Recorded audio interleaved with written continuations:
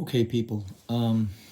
This video is going to be brief, but it is a bit concerning. Very concerning, actually. Um, I put this hat that I have here. It almost looks like the symbol of police, law enforcement, etc. It's not, but it does. It does look like it. Now, the reason why I use this image here today is because now I understand a bit why um, we have had trainings on active shooters. And this is the reason why I think that training came to be. I think the courts know, just like many other government entities, I believe they know that sometimes they do things that can drive a person to lose their good judgment. Like, for example, let me give you a real example. A real example. I found out not too long ago that a former law enforcing individual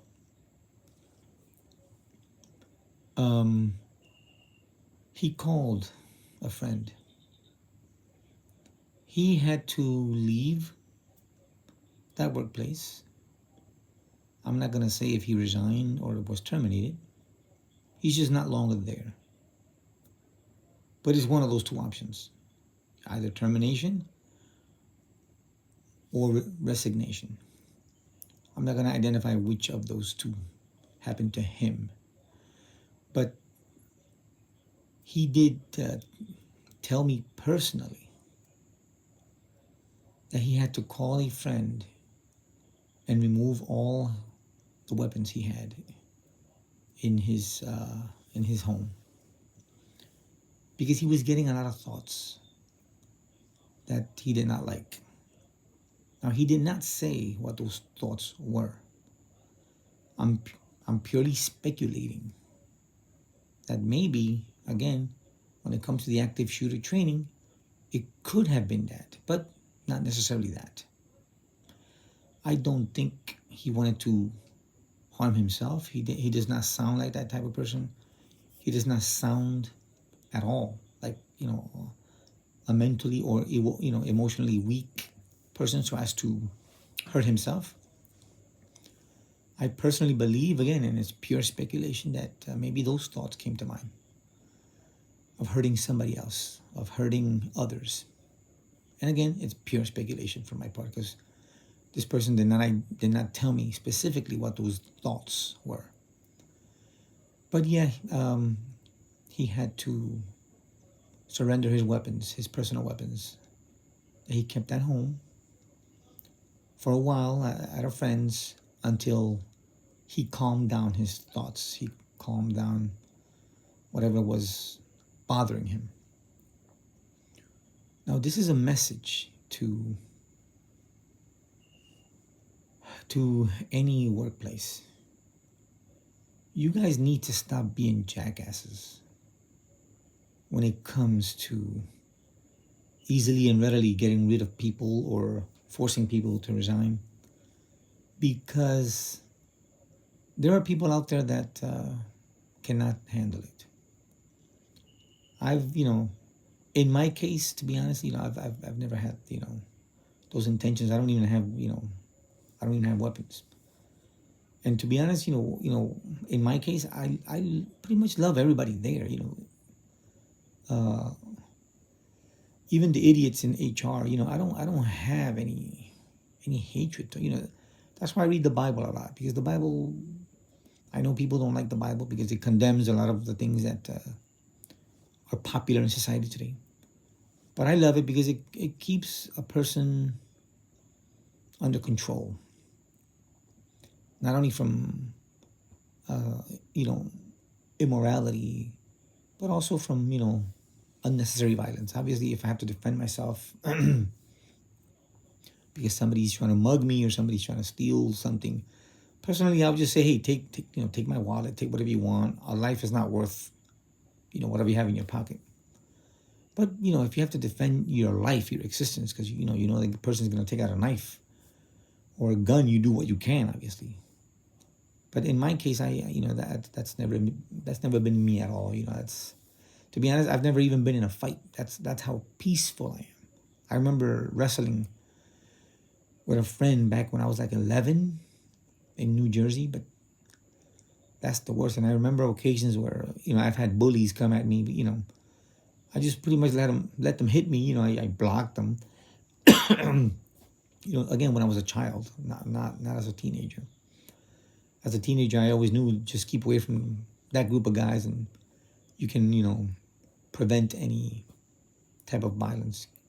But as a child, yeah, I remember getting sometimes beat up by even by girls. But again, I would cover myself. I just didn't care to hurt anybody. I did not think I was in serious danger, so that's why I would not hit back. But again, my serious point here, which again I want to emphasize, that's most likely one of the reasons. And I remember when we were going through those active shooter trainings, I almost wanted to ask the guy, why are we getting these trainings? Are you guys predicting something? Are you guys, so has something happened, to the point that these trainings are necessary? But, I didn't ask the question because I think outside the box, and there's HR representatives there, and they're always getting triggered for any little stupid thing. I mean, honestly, there's no inclusivity when it comes to thinking outside the box or having a different opinion or feel on subjects. So, again, I was almost about to ask the guy. He had I don't know if he was Italian, but he did have an Italian accent. He was from New York, so he doesn't have to be Italian to pick up an accent. So, but my bigger concern here is, again, I know a lot of women in HR. They feel very, and I hate this word. It's a childish word. Empowered. Don't do that. That empowerment is garbage. As soon as an empire collapses, if the American empire collapses, you lose all your empowerment. Men take over all over again. This has happened in ancient Rome, ancient Greece, the Babylonians, Egyptians. History repeats itself. We can reach a level in every empire of comfiness, of comfortableness, of rights here and rights there, and you can't do this and you can't do that. But when those empires collapse, all those rights are gone.